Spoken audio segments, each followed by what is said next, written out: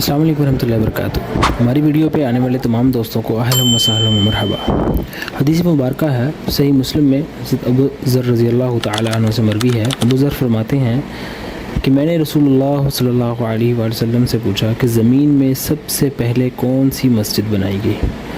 नबी सल्लल्लाहु अलैहि वसल्लम ने फरमाया मस्जिद हराम। मैंने कहा इसके बाद कौन सी? नबी सल्लल्लाहु अलैहि वसल्लम ने फरमाया इसके बाद मस्जिद अक़सा बनाई गई। मैंने नबी सल्लल्लाहु अलैहि वसल्लम से सवाल किया कि इन दोनों में कितनी मुद्दत का फ़र्क है। नबी सल्लल्लाहु अलैहि वसल्लम ने फरमाया कि 40 बरस का फ़र्क है।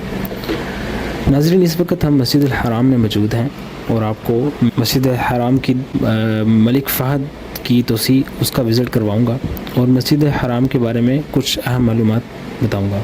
हमारे साथ वीडियो में आखिर तक मौजूद रहिएगा और वीडियो को आखिर तक लाजमी देखिएगा।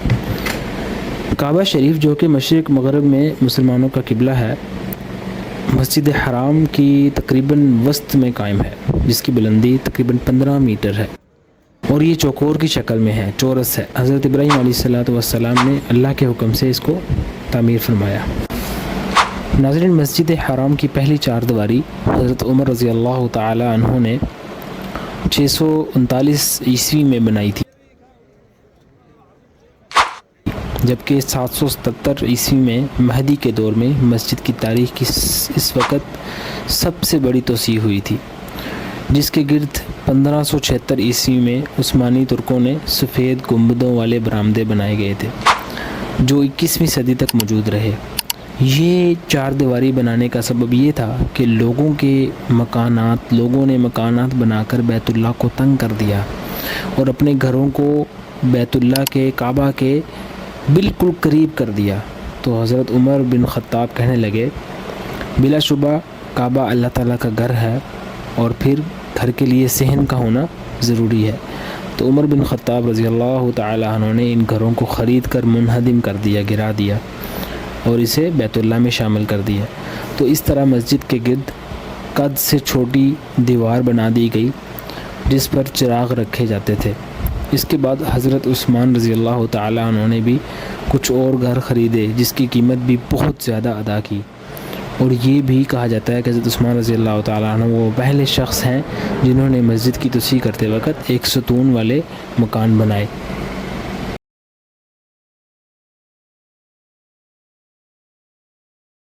नाज़रीन, अब्दुल मलिक बिन मरवान ने मस्जिद की चार दीवारी ऊंची करवाई और समुंदर के रास्ते मिस्र से सतून जद्दा भेजे और जद्दा से इसे रेडी पर रखकर मक्का मुकरमा पहुंचाया और हज्जाज बिन यूसुफ को हुक्म दिया कि वो इसे वहां लगाए। जब वलीद बिन अब्दुल मलिक मसनद पर बैठा तो उसने काबा के तज़ीन में इजाफ़ा किया और पर नाला और छत में कुछ तब्दीली की। इसी तरह मंसूर और उसके बेटे महदी ने भी मस्जिद की तज़ीन और आराइश की।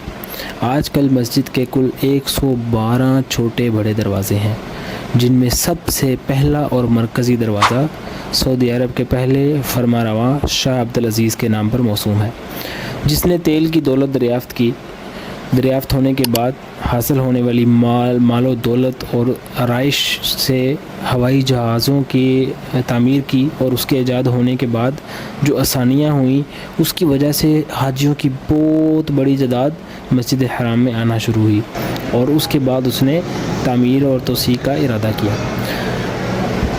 दोस्तों, शाह अब्दुल अज़ीज़ की इंतकाल के बाद शाह सऊद के दौर में मस्जिद की तारीख़ की सबसे बड़ी तामीर शुरू हुई बनी।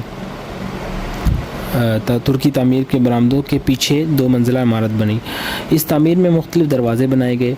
तो मस्जिद के जुनूब की तरफ से 4 में से पहला और बड़ा दरवाज़ा बनाया गया, जिसका नाम बाब अब्दुल अज़ीज़ रखा गया। दूसरा बड़ा दरवाज़ा बाब फ़तह है, जो शमाल मशरक़ में मरवा के करीब है, जहाँ 12 जनवरी 630 ईस्वी को फ़तह मक्का के दिन इस्लामी लश्कर नबी सल्लल्लाहु अलैहि वसल्लम की ज़ेरी क़यादत मस्जिद हराम में दाखिल हुआ था। उस निस्बत से इस दरवाज़े का नाम बाबुल फ़तह रखा गया है। तीसरा बड़ा दरवाज़ा इस मस्जिद का बाबुल उम्रा है, जो शमाल मगरब की तरफ है और जहाँ से नबी पाक सल्लल्लाहु अलैहि वसल्लम ने अप्रैल 629 ईस्वी में उम्रे की सआदत हासिल की थी। जबकि चौथा बड़ा दरवाज़ा बाब फ़हद है। इस वक्त हम मलिक फ़हद کی جو توسیع ہے اس کے اندر موجود ہیں، اور یہ باب فہد اسی بادشاہ کے نام پر موسوم ہے جو مغرب کی سمت ہے۔ یہ باب فہد دروازہ مغرب کی سمت ہے۔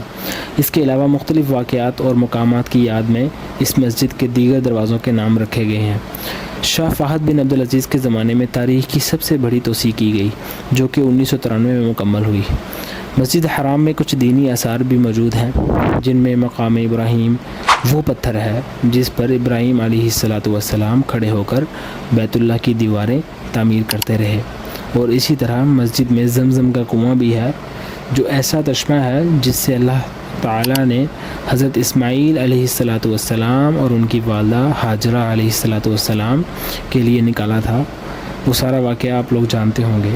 اور اسی طرح سے یہ نہیں بولا جا سکتا کہ اس میں ایک حجر اسود اور رکن یمانی بھی ہیں جو جنت کے یاقوتوں میں سے 2 یاقوت ہیں، جیسا کہ امام ترمذی اور امام احمد نے حدیث میں بیان کیا ہے کہ حضرت عبداللہ بن عمر بیان کرتے ہیں کہ میں نے نبی صلی اللہ علیہ وسلم کو یہ فرماتے ہوئے سنا، بلا شبہ حضرت اسود اور مقام ابراہیم جنت کے یاقوتوں میں سے یاقوت ہیں۔ اللہ تعالیٰ نے ان کی نور اور اس کی روشنی کو ختم کر دیا ہے۔ اگر اللہ تعالیٰ اس روشنی کو ختم نہ کرتا تو مشرق و مغرب کے درمیان حصہ اس کی روشنی سے روشن ہو جاتا۔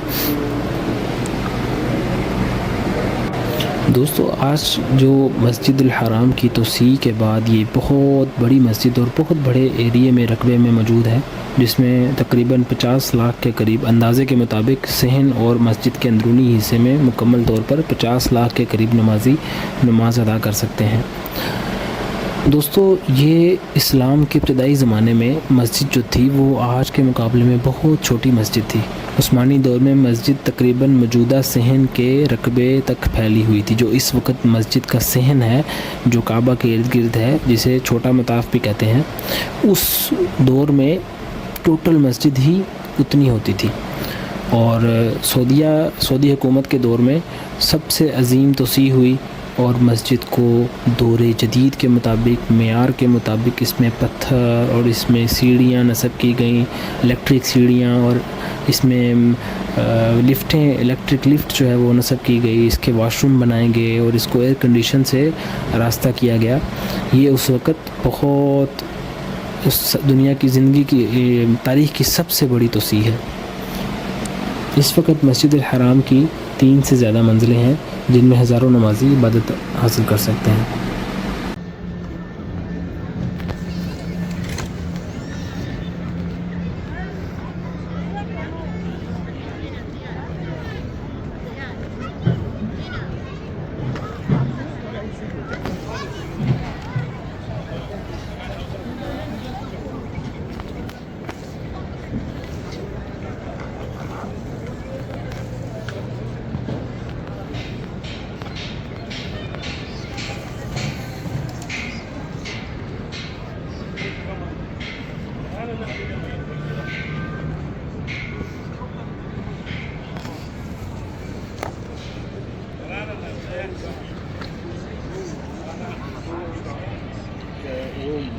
كانوا قاعدين